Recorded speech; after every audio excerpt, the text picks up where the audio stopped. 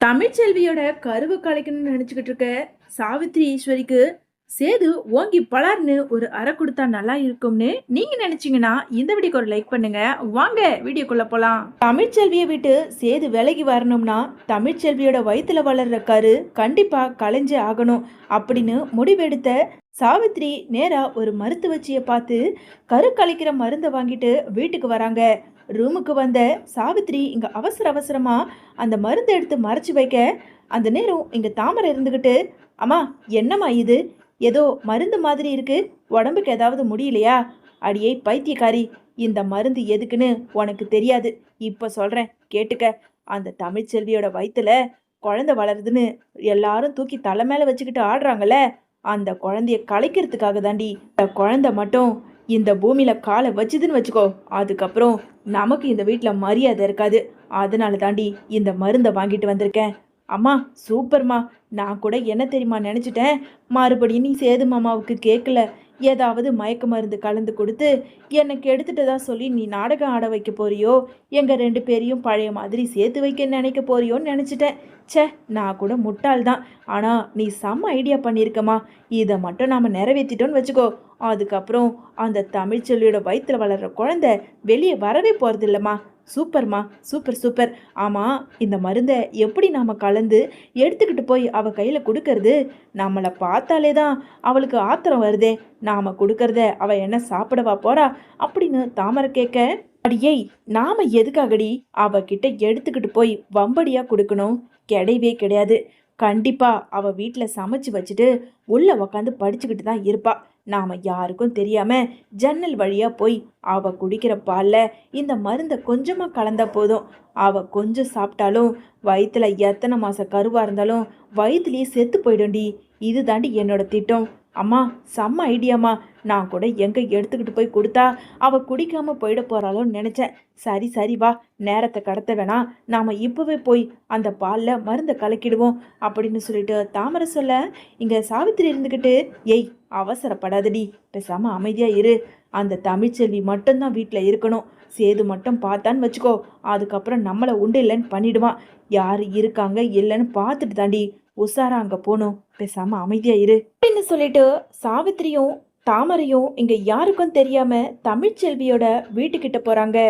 வீட்டுக்கிட்ட வந்த தாமரை கிட்ட இங்க சாவித்திரி இருந்துகிட்டு, அடியே தாமரை, அந்த தமிழ்ச்செல்வி என்ன பண்றான்னு பாரு, அது மட்டும் இல்லை அந்த சேதுவும் என்ன பண்றான்னு கொஞ்சம் நோட்டம் பண்ணு அப்படின்னு சொல்லிட்டு சாவித்திரி சொல்ல, ஆமா தமிழ்ச்செல்வி உள்ள படிச்சுக்கிட்டு இருக்கா, சேது மாமா உள்ள இல்லை, எங்கேயாவது போயிருக்கும், நீ சீக்கிரமா அந்த மருந்தை பாலில் கலக்குமா அப்படின்னு சொல்ல, அடியே இருடி, சீக்கிரம் அந்த மருந்தை எடு அப்படின்னு சொல்லிட்டு ரெண்டு பேருமே தமிழ்ச்செல்வியோட வீட்டுக்கு வெளியே ஜன்னல்ல நின்றுக்கிட்டு பால் பாத்திரத்தை மெதுவா திறந்து இந்த மருந்தையும் கலக்க ஆரம்பிக்கிறாங்க. கொஞ்ச நேரத்துல இங்க தாமரை அங்க தூரத்துல மலரும் அப்பத்தாவும் வர்றதை பார்த்துட்டு, அம்மா அம்மா சீக்கிரம் முடிஞ்சுதா, அங்க அப்பத்தாவும் மலரும் வந்துக்கிட்டு இருக்காங்க அப்படின்னு சொல்ல, அடியே எல்லாம் முடிஞ்சிருச்சு, சரி வாவா நாம எப்படியாவது சொல்லி சமாளிப்போம் அப்படின்னு சொல்லிட்டு ரெண்டு பேருமே அப்பத்தா மலருக்கு எதிரில் வரதை பார்த்ததும் இங்க அப்பத்தா இருந்துக்கிட்டு, அடியே கூறு கேட்டவளுங்களே, எங்கடி போயிட்டு வரீங்க? என்னம்மா என்ன, அந்த தமிழ்ச்செல்வி வந்ததுலேருந்து என்னமோ ஒரு மாதிரி திட்டிக்கிட்டு இருக்க, ஏன் நாங்களாம் இங்கே வரக்கூடாதா? சும்மா அப்படியே தூக்கம் வரலையேன்னு சொல்லிட்டு நடந்து போய்கிட்டு இருக்கோம். இப்போ உனக்கு என்ன பிரச்சனை? ஆமாம் அப்படியே தூக்கம், அடுத்தவன் கொடியை எப்போ கெடுக்கலான்னு ஒரு நாளும் கணக்கு போட்டுக்கிட்டு இருக்கீங்க. பேசாமல் போங்கடி இங்கேருந்து. மலரு நீ வா, நாம் போய் தமிழ்ச்செல்வியை பார்க்கலாம் அப்படின்னு சொல்லிட்டு எங்கள் மலரும் அப்பத்தாவும் நேராக தமிழ்ச்செல்வியை போய் பார்க்குறாங்க. என்ன தமிழ், நல்லா படிச்சுக்கிட்டு இருக்க போல, ஏன் நேரம் ஆகலையா? படுத்து தூங்க வேண்டியது தானே? அம்மாச்சி, பாலை குடிச்சிட்டு தான் படுக்கணும். அடியே மலரு, போய் தமிழ்ச்செல்விக்கு பாலை எடுத்துக்கிட்டு வந்து ஊற்றி அவகிட்ட குடிச்சிட்டு தூங்கட்டும். ஆமா நல்லா சாப்பிட்டியா? சாப்பிட்டா அம்மாச்சி அப்படின்னு சொல்லிட்டு மலர் கொடுத்த பாலை எடுத்து தமிழ்ச்செல்வியோ நல்லாவே குடிச்சிடுறாங்க. சரி சரி, நேரத்துக்கு சாப்பிடு, நேரத்துக்கு மாத்திரையை போடு, சரியா? நல்லா படுத்து தூங்கு, நாங்க கிளம்புறோம் அப்படின்னு சொல்லிட்டு மலரும் அப்பத்தாவும் அங்க இருந்து கிளம்ப கொஞ்ச நேரத்துல சேதுவோ இங்க வீட்டுக்குள்ள வராரு.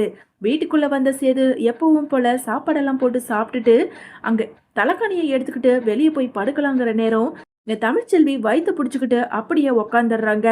என்ன இது, இவ இன்னமும் தூங்காம எதுக்காக இப்படி ஓரமா வயிற்று பிடிச்சிக்கிட்டு உக்காந்துக்கிட்டு இருக்கா? என்னாச்சுன்னு தெரியலையே. நாம கேள்வி கேட்டா இவ பதில் சொல்வாளா? சரி, பாவம் வயிற வேற புடிச்சிட்டு உக்காந்துகிட்டு இருக்கா. ஏதாவது உதவி வேணுமான்னு கேப்போம். ஏய் ஏய், ஒன்னதான் தமிழு, ஒன்னதான் கூப்பிட்டுக்கிட்டு இருக்கேன், காதுல விழுதா இல்லையா அப்படின்னு சொல்லிட்டு சேது மிரட்டி கேட்க, இங்க தமிழ்ச்செல்வியோ வயித்தை பிடிச்சிக்கிட்டு வலியால துடிச்சுக்கிட்டு அழுதுகிட்டு இருக்கிறத பார்த்ததும் சேதுவுக்கு ரொம்ப பதட்டமாகி, தமிழு என்னாச்சு தமிழு, எதுக்காக இப்படி வயித்தை பிடிச்சி உக்காந்துக்கிட்டு இருக்க? அது வந்து தெரியல, வயிறெல்லாம் பயங்கரமா வலிக்குது, உயிரே போற மாதிரி இருக்கு, என்ன பண்றதுன்னே தெரியல அப்படின்னு சொல்லிட்டு ரொம்ப பதட்டத்தோட அழ ஆரம்பிக்க, இரு தமிழு, என்னாச்சு, எதுக்காக இப்போ அழற, நான் போய் அப்பத்தாவை கூட்டிக்கிட்டு வரேன் அப்படின்னு சொல்லிட்டு வேக வேகமா இங்க ராஜாங்கத்தோட வீட்டுக்கு வந்து அப்பத்தாவை தூங்கிக்கிட்டு இருந்தது அப்பத்தாவை கூட்டிக்கிட்டு நேரா இங்க தமிழ்ச்செல்வியோட வீட்டுக்கு வராங்க. ஏயா சேது, இவ துடிக்கிறத பார்த்தா எனக்கு என்னமோ பயமா இருக்கு. வயிற்று புள்ளக்காரி வேற, சீக்கிரமா காரை எடியா, இவளை முதல்ல ஹாஸ்பிட்டலுக்கு கூட்டிட்டு போவோம் அப்படின்னு அப்பத்தா சொல்ல, இன்னொரு பக்கம் மலரோ இங்க தமிழ்ச்செல்வியை தாங்கி பிடிச்சி அப்பத்தா தமிழ்ச்செல்வி மலரு சேதுன்னு எல்லாருமே நேரா ஹாஸ்பிட்டலுக்கு போறாங்க.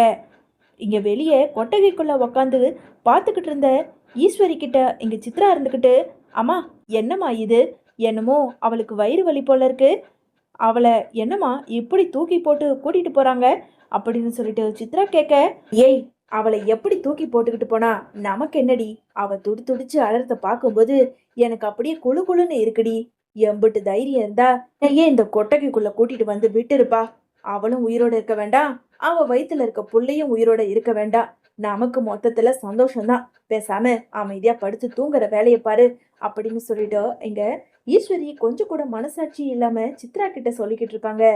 இன்னொரு பக்கம் ஹாஸ்பிட்டலுக்கு கூட்டிட்டு போன சேது தமிழ்ச்செல்விய ஒரு வழியா டாக்டர் கிட்ட காட்டி, தமிழ்ச்செல்விய ஒரு வழியா செக் பண்ணி வெளியே வந்த டாக்டர் இங்க சேது கிட்ட, உங்களோட மனைவிக்கு ஹெவியான டோஸ் கொடுத்து கருவை கலைக்கலான்னு பார்த்துருக்காங்க, நல்ல வேலை நீங்க சரியான நேரத்துல கூட்டிட்டு வந்ததுனால அவங்கள நாங்க காப்பாத்திட்டோம், குழந்தைக்கு எந்த ஆபத்தும் இல்லை அப்படின்னு சொல்லிட்டு டாக்டர் சொல்ல, இதை கேட்டதும் அப்பத்தாவுக்கும் சேதுவுக்கும் அதிர்ச்சி ஆகுது. சேது, என்னையா இது, டாக்டர் இப்படி வயிற்றுல புளிய கரைச்சிட்டு போறாங்க, அப்படி தமிழ்ச்செல்வி மேல யாருக்கு கோவம், எதுக்காக குழந்தைய கலைக்கணும்னு இப்படியெல்லாம் பண்ணியிருக்காங்க, ஐயோ கடவுளே, நல்ல வேலை தமிழ்ச்செல்விக்கும் எதுவும் ஆகலை, அவளோட வயிற்றுல இருக்க பிள்ளைக்கும் எதுவும் ஆகலை அப்படின்னு சொல்லிட்டு கொஞ்ச நேரத்தில் டாக்டரும் டிஸ்சார்ஜ் பண்ணி கூட்டிகிட்டு போகலாம் அப்படின்னு சொல்ல, தமிழ்ச்செல்விய சேது ஒரு வழியா வீட்டுக்கு கூட்டிட்டு வராரு. வீட்டுக்கு வந்த மலர் இங்க அப்பத்தா கிட்ட, ஏன் அப்பத்தா, தமிழ்ச்செல்வி நாம நல்லா தானே பால் கொடுத்துட்டு போனோம், நாம தானே கடைசியா பாலை கொடுத்துட்டு போனோம், நாம கொடுத்த பால்ல ஏதாவது கலந்துருக்குமா அப்படின்னு சொல்லிட்டு மலர் கேட்க, உடனே அங்க அப்பத்தாவுக்கு ஒரு ஐடியா வருது. அடியே மலரு, நீ சொல்லும் போதுதான் எனக்கே ஞாபகம் வருது, நாம 2 பேரும் தமிழ்ச்செல்வியை பார்க்கலாம்னு சொல்லிட்டு வீட்டுக்கு வந்துகிட்டு இருந்த நேரம் அந்த சாவித்திரியும் தாமரையும் தானே தமிழ்ச்செல்வி வீட்டாண்ட இருந்து வந்தாளுங்க, ஒருவேளை அவளுங்க தான் ஏதாவது பண்ணிருப்பாளுங்களா அப்படின்னு அப்பத்தா மலர்கிட்ட கேட்டுக்கிட்டு இருக்க.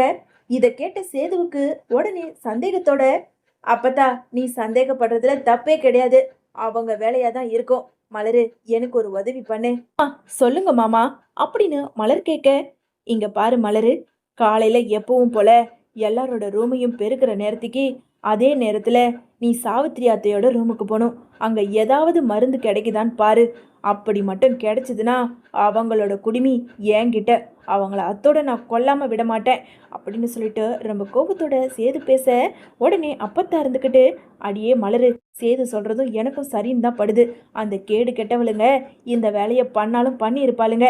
நாள் எப்பவும் போல இங்க அப்பத்தாவும் மலரும் சாவித்திரியோட ரூமுக்கு போக, அப்பத்தா ரூமுக்கு வெளியவே நின்று வேவு பார்த்துக்கிட்டு இருக்க, மலரோ அங்க சாவித்திரியோட ரூமுக்குள்ள போறாங்க. சுத்தம் பெருக்கி அந்த இடத்துல ஒரு மருந்து பாட்டில் பார்க்க, அதை எடுத்து முந்தானையில மறைச்சு வச்சுக்கிட்டு பெருக்கிட்டு இருக்க அந்த நேரம் சாவித்திரி வராங்க. என்னம்மா, என்னைக்கும் இல்லாத திருநாளா இன்னைக்கு வந்து என்னோட ரூம் வாசல்ல நின்றுக்கிட்டு இருக்க, அடியே என்னடி கொஞ்சம் காத்தோட்டமா அப்படி நடக்கலாமேன்னு வந்தேன், என்ன வரக்கூடாதா, சரி நீ நில்லு, ஏன் நிற்கிற, உள்ள வா, ஆமாம் நான் எதுக்கு உன்னோட ரூமுக்கு வரணும், பேசாமல் போடி உள்ள அப்படின்னு சொல்லிட்டு அப்பத்தா சமாளிச்சுக்கிட்டு இருக்க. இங்கே மலரோ அங்கே ரூமுக்குள்ளே இருந்து மருந்து எடுத்து மறைச்சி வைக்க, அந்த நேரம் இங்கே சாவித்திரி உள்ளே வந்துடுறாங்க. ஏய் என்ன பண்ணிக்கிட்டு இருக்க, என்னம்மா, நான் என்ன பண்ணிக்கிட்டு இருக்கேன்? பெருக்கிட்டு தான் இருக்கேன். ரூமெல்லாம் ஒரே அழுக்கா இருக்கா? அதான் சரின்னு தொடச்சிட்டு போலாமேன்னு வந்தேன். சரி சரி, தொடச்சிட்டு சீக்கிரமா போய் வேலையை பாரு அப்படின்னு சாவித்திரி சொல்ல, மலரும் அந்த மருந்தை எடுத்துக்கிட்டு இதுதான் சாக்குன்னு வெளியே வந்துடுறாங்க. வெளியே வந்த அப்பத்தா கிட்ட மலர் இருந்துக்கிட்டு, அம்மாச்சி, சேது மாமா சொன்ன மாதிரியே அவங்களோட ரூம்ல இருந்து இந்த மருந்தை நான் எடுத்தேன் அப்படின்னு சொல்லிட்டு இங்க நேரா அந்த மருந்தை எடுத்துக்கிட்டு வந்து சேது கிட்ட அப்பத்தாவும் மலரும் கொடுக்குற அந்த நேரம் அங்க தமிழ்ச்செல்வி கிட்ட இந்த மருந்தை எடுத்துக்கிட்டு போய் சேது கொடுக்குறாரு. வாங்கி படிச்சதும், இது கரு கழிக்கிறதுக்காக சாப்பிடுற மருந்து, இதை எதுக்காக அவங்க எனக்கு கொடுக்கணும் அப்படின்னு தமிழ்ச்செல்வி ரொம்ப அதிர்ச்சியோட தகவலை சொல்ல, இதை கேட்டதும் அங்க இருந்த சேதுவுக்கோ ரொம்ப கோவம் வருது. இப்போ அவங்கள என்ன பண்றேன்னு பாருங்க. உண்ட வீட்லயே ரெண்டகம் பண்ணிக்கிட்டு எதுக்காக இவங்க இப்படி இருக்கணும் அப்பத்தா? இவங்க இருக்கிறது எனக்கு பிடிக்கவே இல்லை.